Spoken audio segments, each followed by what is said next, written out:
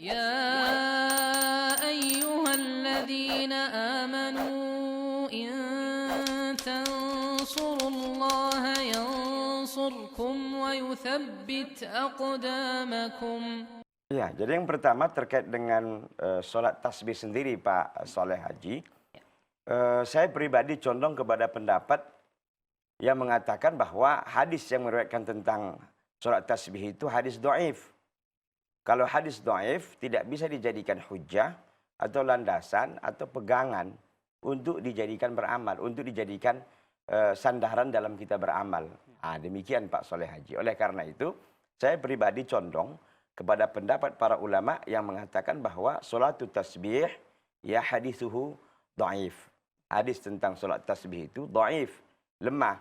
Karena memang penjelasan para ulama ya, di samping juga derajat hadis itu adalah lemah, karena caranya juga sedikit agak aneh memang. Tadi itu jumlah tasbihnya ada 15, ada 10 dan seterusnya begitu.